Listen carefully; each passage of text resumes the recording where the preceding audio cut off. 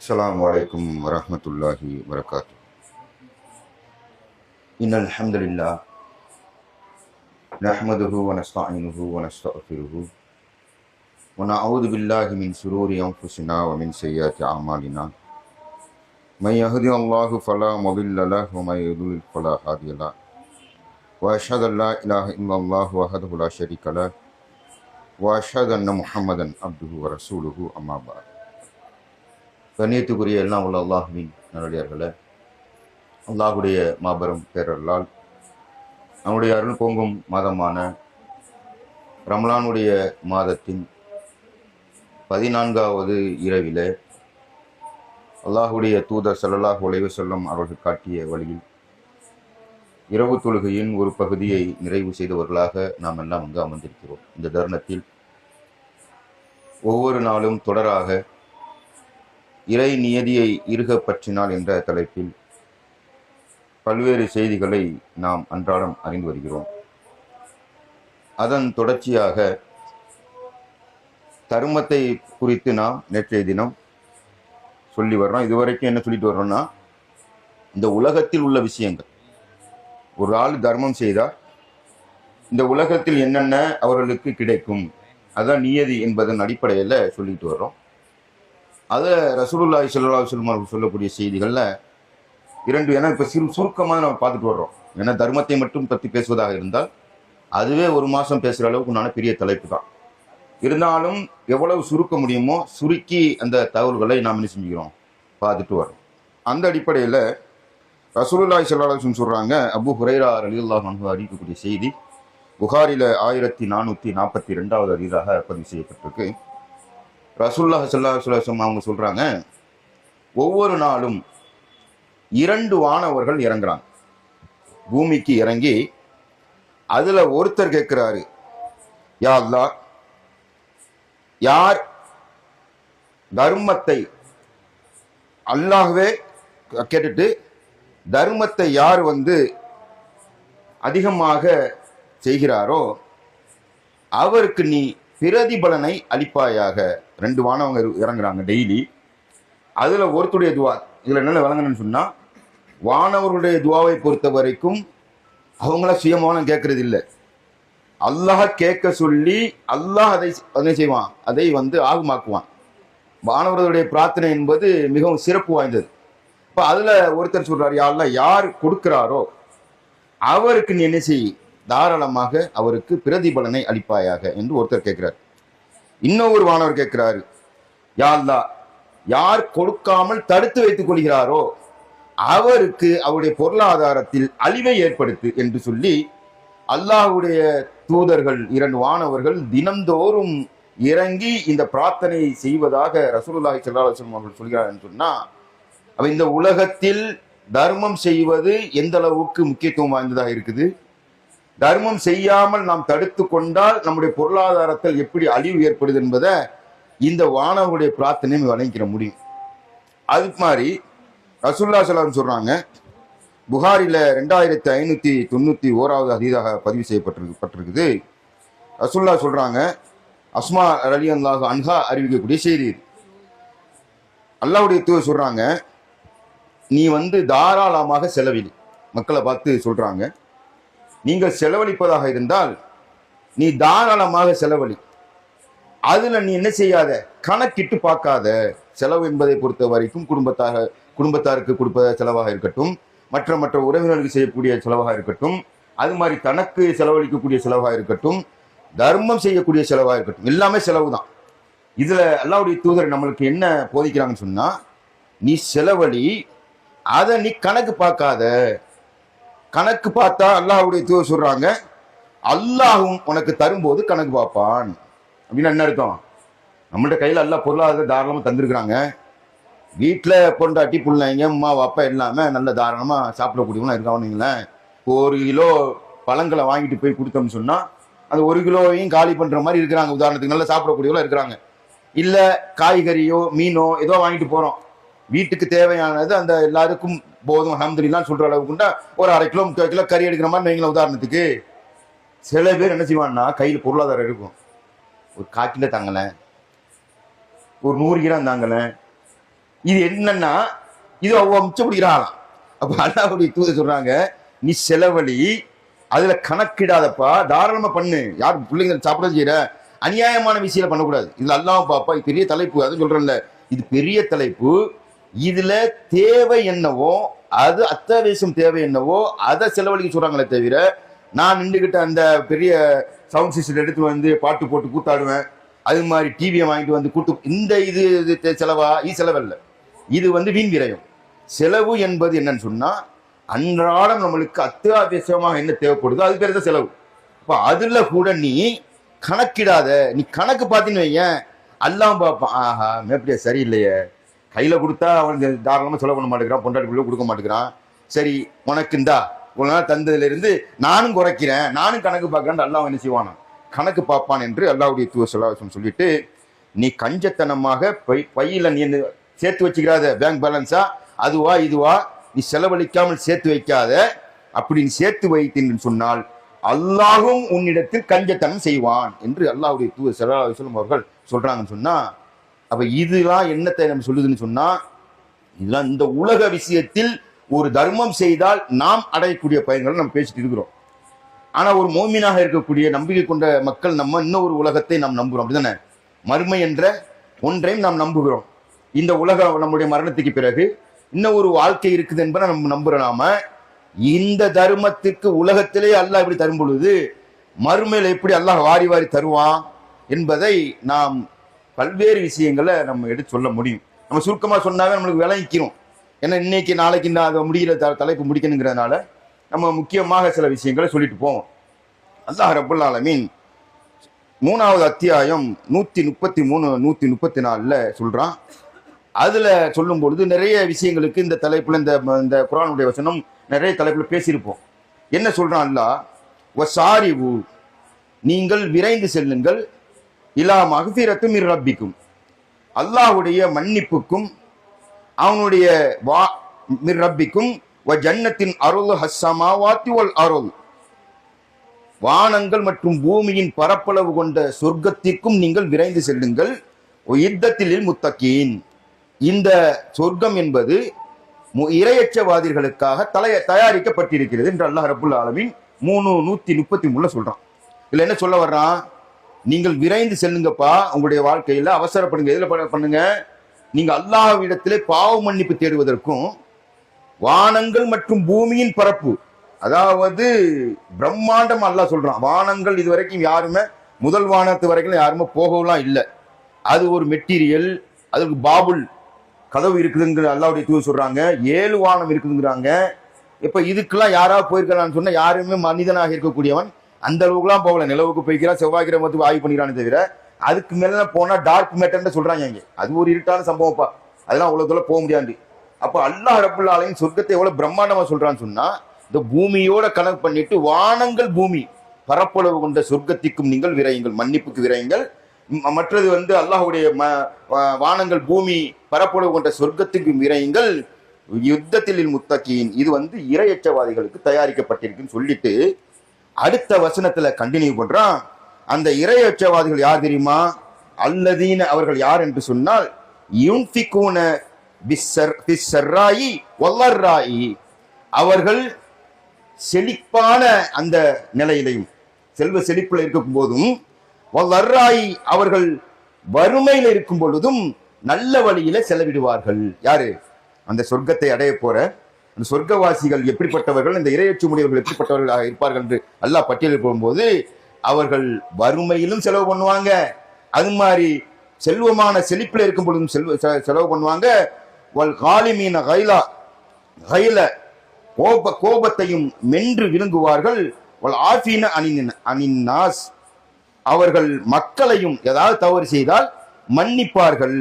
வல்லாஹு யுஹிப்புல் முஹ்சினீன் யுஹிப்புனல் முஹ்சினீன், நன்மை செய்வோரை அல்லாஹ் நேசிக்கிறான் என்று சொல்லி அல்லாஹ் 134 அடுத்ததுல சொல்றான். அப்ப அல்லாஹ் என்ன சொல்றான்?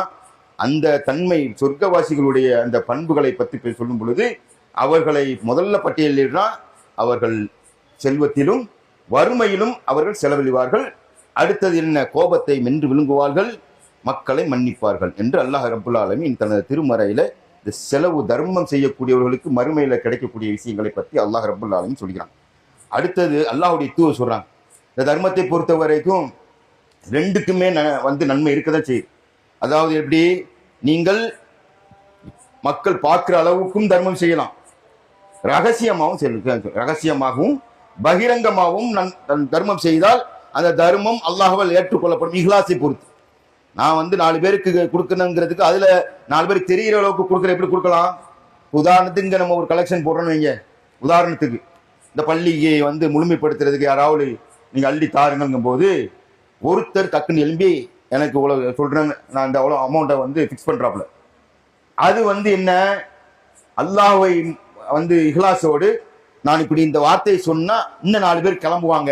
4 பேர் நம்மளுக்கு எப்படி, நம்ம ஏற்கனவே ஒரு தகவல் சொன்னோம், அல்லாஹ்வுடைய தூதர் அந்த முலர் கூட்டம் வந்திருக்கு பிறகு ரசூலுல்லாஹி ஸல்லல்லாஹு அலைஹி வஸல்லம் வசனத்தை ஓதின உடனே அமைதியா இருந்தவங்க டக்குன்னு ஒருத்தர் எழுந்து போனாரா இல்லையா? போன உடனே எல்லா மக்கள் குளிஞ்சதுக்கு அப்புறம் அல்லாஹ்வுடைய தூதர் சொன்னார்கள் அந்த இடத்துல, என்ன, யார் ஒரு நல்ல விஷயத்துக்கு ஒரு முயற்சி செய்கிறாரோ, அது ஒரு முன்மாதிரியாக இருக்கிறாரோ, மற்றவங்களுடைய கூலியும் சேர்ந்து அதை பார்த்து கிளம்புனாங்கல்ல, கிளம்பி அள்ளிட்டு போட்டாங்கல்ல, அவர்களுடைய கூலியும் ஒரு கிடைக்கும். ஏன்னா இவர் முந்தினாரு அப்படிங்கிற அடிப்படையில் ஒருத்தர் எழுமுனா அது இஹ்லாஸ், அதுவும் மக்கள் அனுமதி. அதே நேரத்தில் என்ன செல்வந்தன்னு சொல்லணும், அது நம்ம அருமையில போய் மாட்டிடும். இஹ்லாஸை பொறுத்து அல்லாஹ் உள்ள தெரியும். முகஸ்துதிங்கிற அந்த வேலையில உள்ள போய் மாட்டிட்டோன்னீங்களே, நாளை மறுமையில 3 பேர் எல்லாம் விசாரிப்பான்ல நரகத்துக்கு போறவங்க. அதுல யாரு? ஒண்ணு உயிர் தியாகிய அந்த நிலைமை சஹீது, அடுத்தது பெரிய செல்வந்த, 3வது மார்க்கப்பட்டு நல்ல மார்க்க அறிஞர். இந்த 3 பேருமே கடைசியில் நரகத்துக்கு போறாங்க. காரணம் என்னன்னா அவங்கள்ட்ட உள்ள இஹ்லாஸ், அதை பார்க்கறான்ல.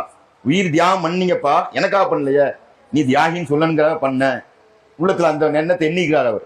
அது மாதிரி அல்லாஹ் அள்ளி அள்ளி என்னப்பா இவ்வளவு செல்வத்தை தந்த, என்னப்பா செஞ்சான்னு மறுமையில கேட்கும் பொழுது, அள்ளி அள்ளி கொடுத்தனே, கொடுத்த எனக்கா கொடுத்த, என்னுடைய கூலியை எதிர்பார்த்தா நீ கொடுத்த, நீ ஒன்னு 4 பேர் புகழுங்கிறத கொடுத்த, அது ஊர்ல புகழ்ந்துறாங்க, இப்போ ஊருக்கு கலகா நரகத்துக்கு போன தள்ளுவான் என்று அல்லாஹ்வுடைய தூதர் அந்த மார்க் அறிஞர் இந்த சம்பவம்லாம் நம்ம கேள்விப்பட்டிருக்கிறோம். அப்ப இதுல நீங்கள் பகிரங்கமாகவும் செலவு செய்யலாம் இஹ்லாஸோட. அதே நேரத்தில் அல்லாஹ்வுடைய தூதர் கூடுதலாக அந்த ரகசியமாக செய்யக்கூடியதுக்கு ஒரு தரஜாவை அல்லாஹ் கொடுக்குதுன்னு செய்யறேன். காரணம் என்ன, எங்கிட்டா உள்ள வந்துடும். இந்த முகஸ்துதி இருக்கிற ரியா பகிரங்கமாக கொடுக்கும் பொழுது எங்கிட்டாவது வந்துடும். ரகசியமாக கொடுக்கும்போது என்ன மண்டையில இருக்கும், நான் யாருக்கும் தெரியாம கொடுப்பேன், ரப்புக்கு மட்டும் தெரிஞ்சா போதும், அப்படிதான் கொடுப்போம். அதுக்கு அல்லாஹ்வுடைய தூதர் சொல்றாங்க, நாளை மறுமையிலே நிழலே அல்லாஹ்வுடைய நிழலை தவிர, அர்ஷுடைய நிழலை தவிர வேற எந்த நிழலும் இல்லாத அந்த நாளில் அல்லாஹ் 7 பேருக்கு அர்ஷுடைய கீழ் நிழல் அளிக்கிறான். எல்லாரும் வெயில்ல வெட்ட வெளியில நிற்பாங்க. எப்படி, 1 மைல் கொண்டு வந்து நிப்பாட்டிவானா வெயில்ல சூரியனை. அந்த தகதகல அது கொதித்து கொண்டிருக்கக்கூடிய அந்த நேரத்துல, போங்கப்பா அரிசி கீழே நல்ல குழு உட்காருங்க, அப்புறமா உங்களை விசாரிக்கிறேன்னு சொல்லிட்டு அல்லாஹ் அந்த 7 பேரை தேர்வு செய்து உள்ள அனுப்புவான்னு சொன்னா, அதுல ஒரு ஆள் யாரு, அல்லாஹ்வுடைய சொல்றாங்க, வலக்கரம் கொடுத்ததை இடக்கரம் அறியாமல் கொடுத்தவர். ஏன் உடம்புல 2 கை இருக்குது, 2 கையும் ஒண்ணுதான், பக்கத்துல இருக்கக்கூடிய என் கைக்கே தெரியாம ஊமைய சொல்றாங்க. தன்னுடைய உடம்பில் இருக்கக்கூடிய இடது கைக்கே கொடுக்க தெரியாமல் வலது கை கொடுத்தா அது யாருக்காக கொடுத்திருப்பாரு அவரு? அல்லாஹ் ஒருத்தவங்களுக்காக. என்ன 4 பேர் காட்ட தேவையில்லை இன்னைக்கு அப்படின்னு தானே கொடுத்திருப்பாரு.